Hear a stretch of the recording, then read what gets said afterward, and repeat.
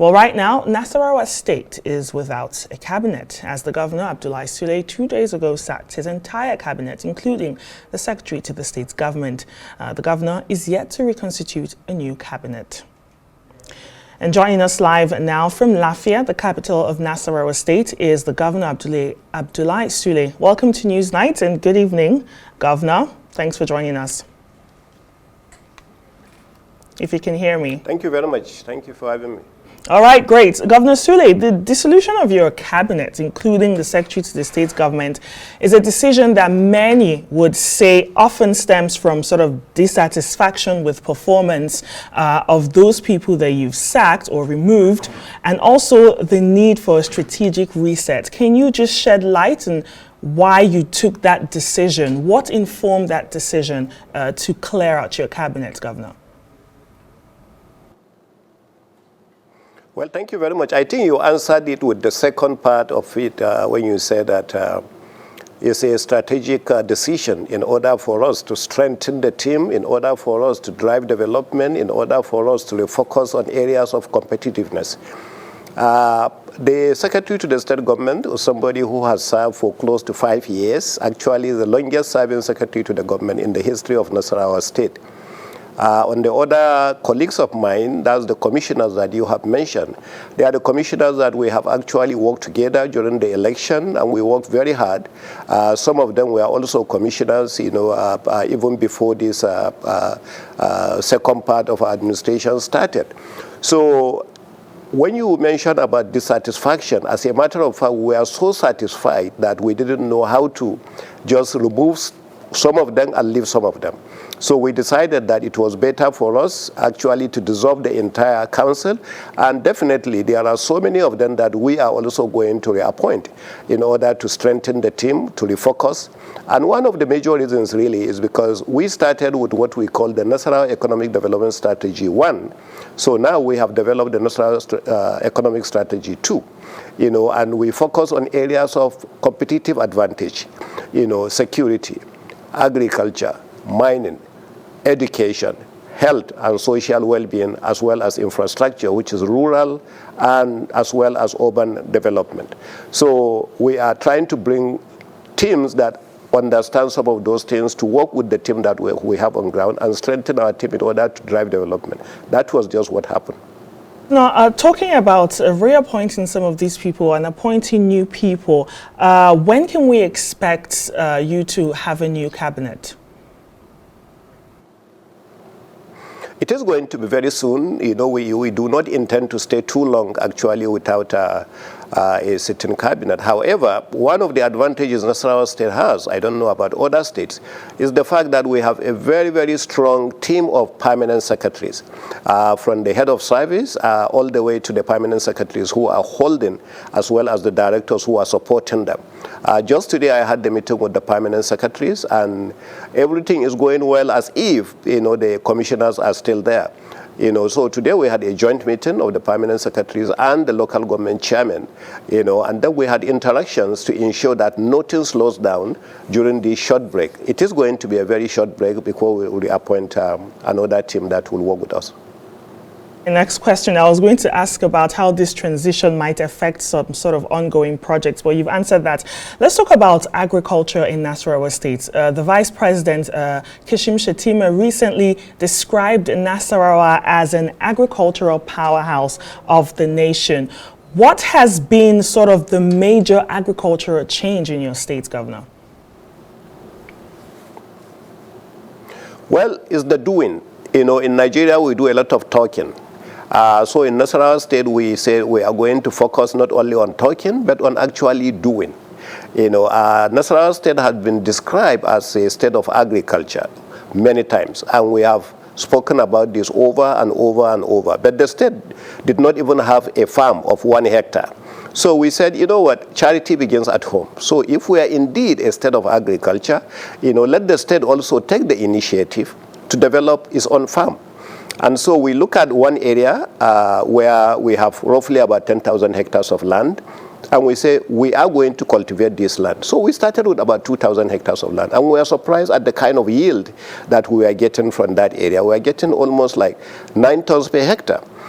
So, and that is just our first step. So we cultivated the 2,000 hectares of land, and we actually had close to 30,000 bags. That part of it we sold to Olam, which is the major rice milling company here in Nasarawa State, and part of it we now share to every local government. So what the Vice President did was to come in and distribute some of the seedlings from our own farm, because we have very good seedlings that are given very good yield, to every local government, so that now the state will expand its farm from roughly about 2,000 hectares to now maybe about 4,000 or 5,000 hectares. And all the local government areas also should be able to give us their own contributions, using their tractors and the seedlings we are given to them. So at the end of the day, then Nasarawa will truly be defined as a state of agriculture, because the state itself is involved in that aspect of agriculture. So that's the reason why we say, no, it shouldn't be just about talking. Let us also be part of doing it. We say a lot about northern Nigeria that is big in agriculture. And Nasarawa State, in the area of sesame seed, we are #1 in the country. In the area of yams, we are #2 actually in the country. In the area of cassava, we are #2 or #3 in the country. And in the area of rice, we are #5 in the country. But all that without any participation of the state government. So we say that cannot be. So that's why we said state government should also participate. And the few mistakes we have made during the initial stage, we correct them and improve on them. And I'm hoping that we can also improve on our yield. And that's what what this is all about.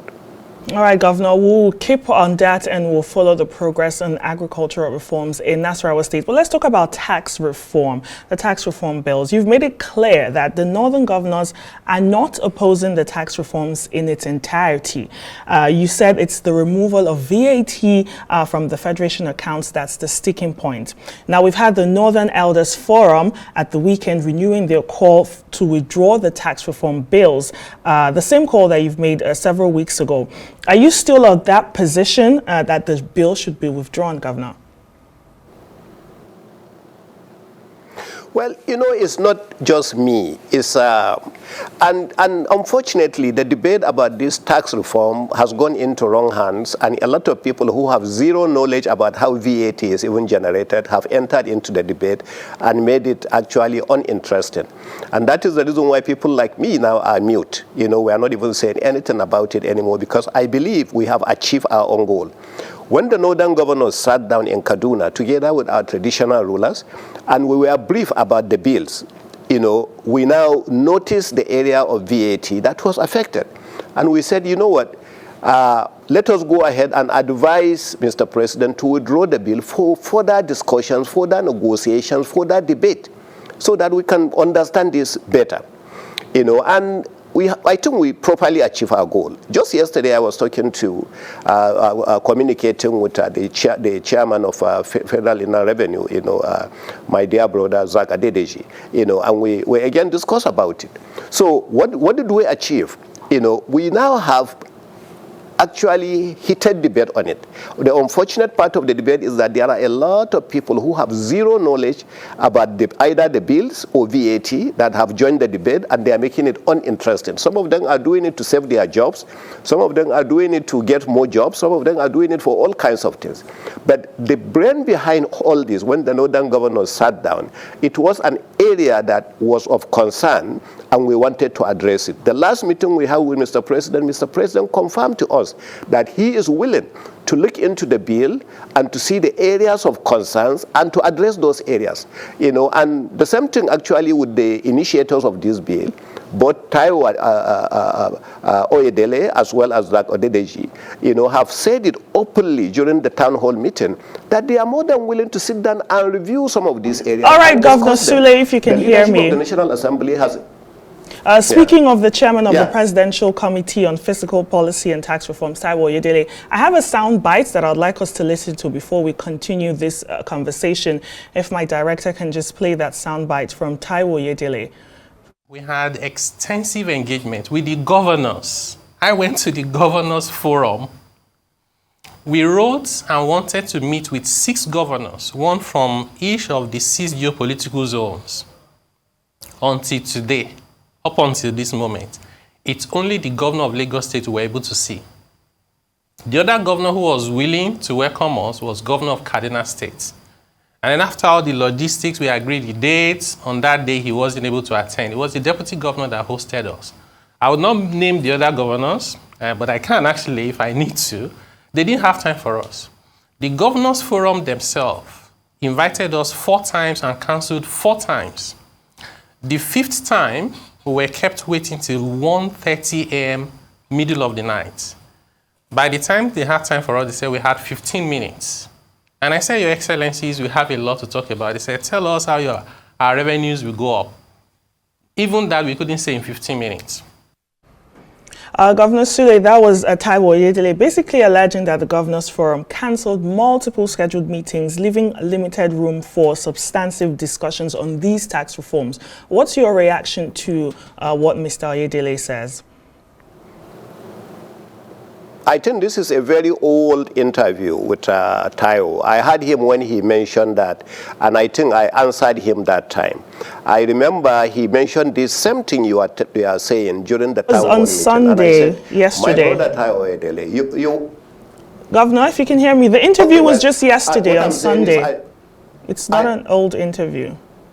Okay. What I'm trying to say is this.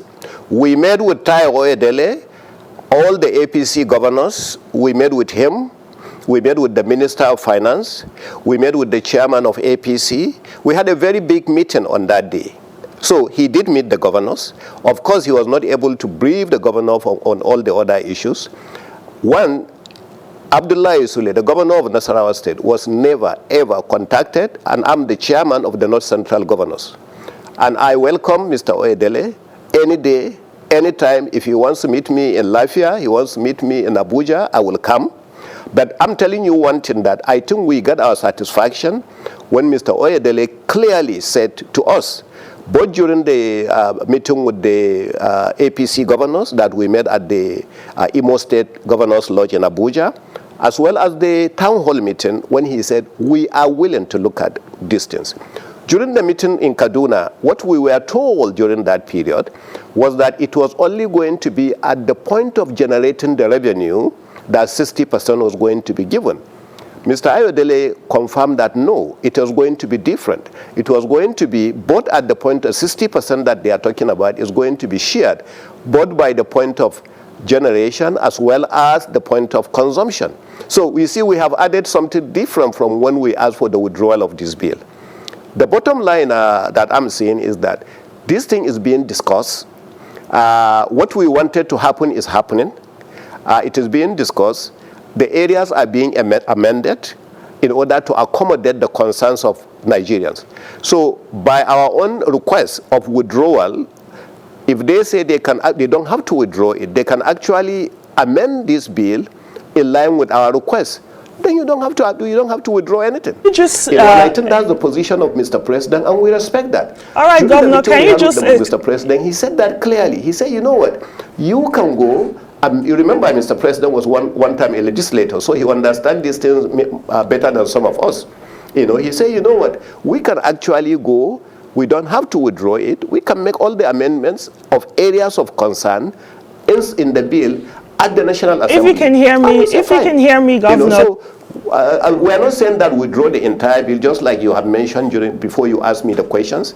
People like me, who used to be generating the VAT on behalf of the government. I work as the managing director of AP. That time, I didn't even know what VAT was used.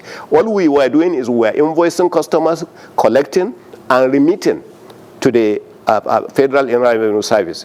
When I was a group MD of Dangote Sugar, we were actually receiving the VAT on behalf of the Federal Inland Revenue and remitting to them.